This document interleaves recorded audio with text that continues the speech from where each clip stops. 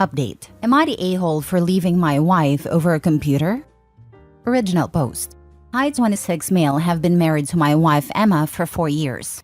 She was a social work major who I met in one of my gen ed classes. I explained to her I was a mechanical engineering major. She then asked if I could tutor her in math, and that's how we began dating.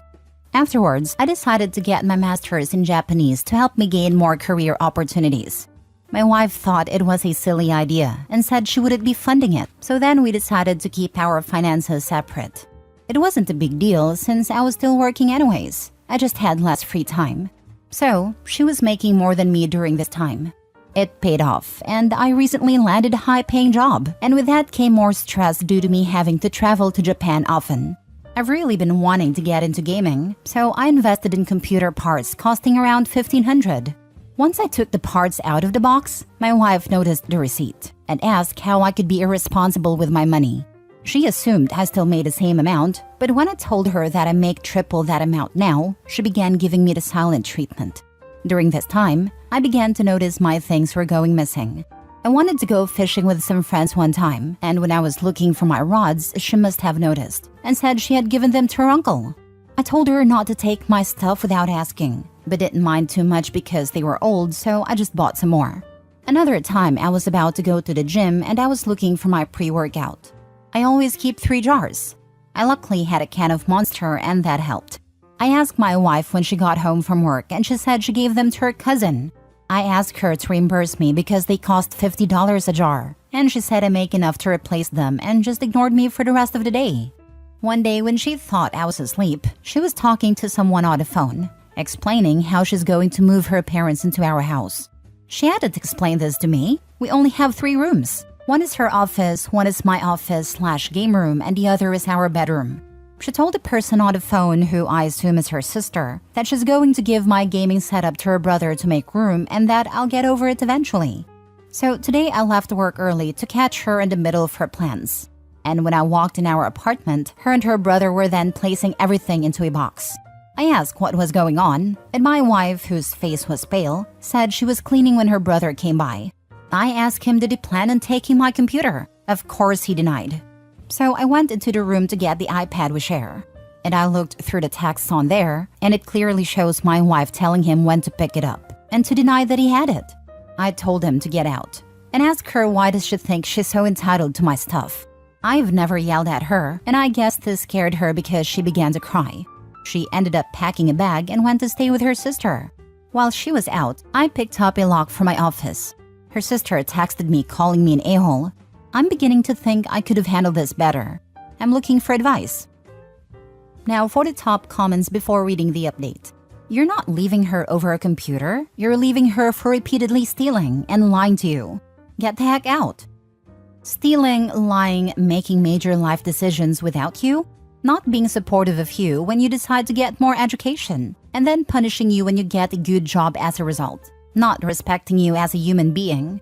Yeah, saying leaving her over a computer is a ridiculous way to put it. The computer is just the straw that broke the camel's back. The room thing would be my breaking point. Let him move in, cause I'm out of here. Hopefully you can afford a monthlies.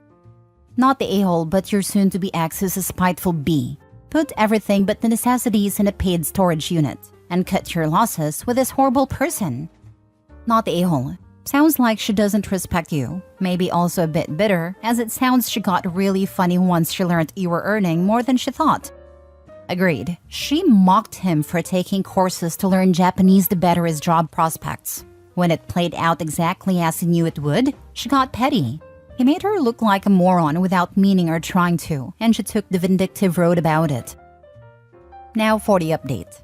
After about a week staying at her sister's house, Emma called me and asked if we could meet up. I agreed and we met at a park. She apologized for everything and said she thought she was doing what was best for everybody. I asked what if I just gave her expensive makeup to my sister. She admitted that she would be upset. I then asked why did she think it would be any different for me. She didn't have a reason, and her sister told her how unfair she was being to me. We decided to give it another chance and she moved back in. It was going good until she started moving her things into my office. I asked her what she was doing, and she explained how she needed a room for her parents. I told her no, and that's not happening. I grabbed her things and placed them back into her office. I told her that they could move in, but my space has to remain untouched. On top of that, we need to determine how bills are going to be paid if they stayed. She called me a selfish jerk and then ran back to her sisters. I guess her sister told her she was being inconsiderate once again, and apparently they got into an argument because the sister refuses to take their parents in and said she's tired of hearing about her problems. I agree with her. Her sister has 4 kids. Her sister called and told me everything and said that Emma went to her parents' house. I tried to call her, but she ignored my phone calls for 2 weeks. So I decided I couldn't live like this, filed for divorce, and handed to her at her parents' house. She called and begged me to forgive her. I told her I'm not sure if I can. She refused to sign it until we go to counseling, which I refused, and said she had 2 weeks to suggest that. So now I live alone. She still refuses to sign the papers, but that doesn't stop the divorce. It just makes it harder. You know, your wife has not learned anything, has not changed as you promised, and still feels entitled to your money and your things. She's disrespectful, uncommunicative, and frankly quite mean. Stand your ground. You're doing the right thing, not the a-hole. She had a problem supporting Opie while he was taking steps to advance his career, which fortunately he didn't need. However, has no problem with stealing from him once his hard work paid off. Good for Opie for getting away from her. I mean, if we were just dating then, I would consider it, because I have my own loans to pay off and bills to pay and other responsibilities. But if we were married, then I would probably create a plan to help as much as possible with his studies. However, if I didn't support him financially because we're just dating, then I wouldn't start being a witch once I find out he makes triple than I, or make major life-changing decisions. If anything, I would be happy and won't ask to change a thing, since it was his money and hard work that provided for him. So she didn't change at all and was trying to do what she wanted at your expense. Yeah, get that divorce done. She's a POS. She wanted to live with her parents, and now she can in their house. What doesn't get explicitly spelled out in these posts, but I think is a factor, is that she refused to fund his language lessons, resulting in them keeping their finances separate. Then she simultaneously found out that she was wrong. It wasn't silly, and that since he didn't tell her about the financial change, he must plan to continue keeping the finances separate. Basically, she didn't like reaping what she'd sown, and her solution to this was to secretly take things away from him. Now put that behavior into context of them eventually becoming parents. This is a don't walk, run situation. Bullet bomb dodged by Opie. Minimizing her insane red flags, no accountability, and holding insane grudges over his reasonable responses. This woman's malfunctioning nightmare. Not the a-hole. Block her and her whole family. She is not mature enough to be married and has obvious issues with manipulation and communication. Leave her out of your life. You will be happier without her and eventually find someone who acts like an adult. Last story. Update. Am I the a-hole for breaking up with my fiancé due to my mother? Original post. So this situation is just a mess all around. So me, 26 male, and my now ex-fiancé, 27 female, had been dating for a little over 4 years when I asked her to marry, and she said yes. Now here's the problem. As we were planning about the new house we were going to buy, I talked to her about a room for my mother, 60s female, as she would live with us after we got married. I had discussed with her a lot of times when we were dating that my mom would live with us, because simply put, I am an only child, and my mom raised me as a single mother after she divorced my abusive father. She never had a new boyfriend, nor did she ever remarry. Her entire life was dedicated to raising me alone, and also, me and my mom are each other's only living relative. We have no family besides each other. My fiancé said that she did not want my mother living with us, and when I asked about why she didn't say anything when we were dating, she said that she thought I'd get over it, and we could put her in a home. And this, I absolutely refused. I was furious because my mom had always treated her as her own daughter and had never been one of those crazy mother-in-laws that are rude and evil. I gave out an ultimatum that if my mother couldn't live with us, we wouldn't get married. And yeah, we broke up. Now her side of the family and her friends are calling me an a-hole. But I don't think I did anything wrong, since I made it clear when we were dating that my mother would live with us. So am I the a-hole? Now for the top comments before reading the update. Dementia patients need constant attention as the disease progresses. I wouldn't know what your fiancé was imagining, but could you thought that your mother is living alone now just fine? So I have her move in with the two of you. You would lose all privacy. Newly married couples need privacy. Then when the disease progresses, that she would be put in a home. Unless you're extremely wealthy and can hire help caring for a dementia patient is far too much for two people. If there is no way to salvage this relationship with her, then may I say have your mother move in with you now, before you start another relationship. That way, any woman will know exactly what her future will look like with you. Also, you will get a chance to understand what you're thinking of taking on.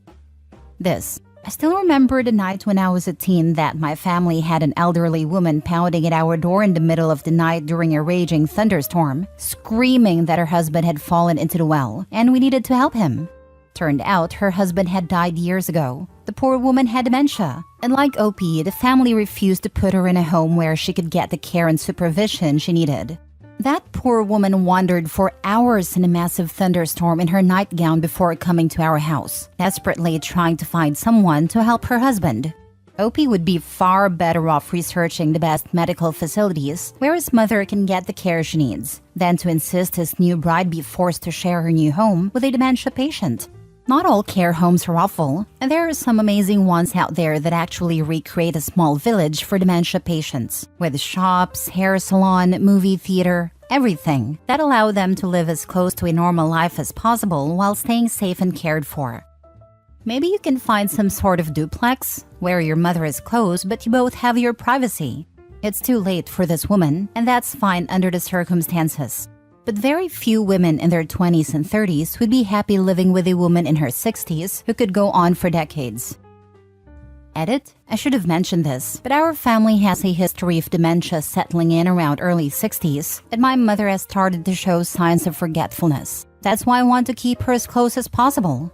I will be the primary caregiver. She has plenty of savings to cover the cost of her treatment and 2 apartments in her name, one she currently lives in and one we have put up for rent. After moving her in with me, I will sell one of them and will hire a full-time nurse after her dementia starts getting worse.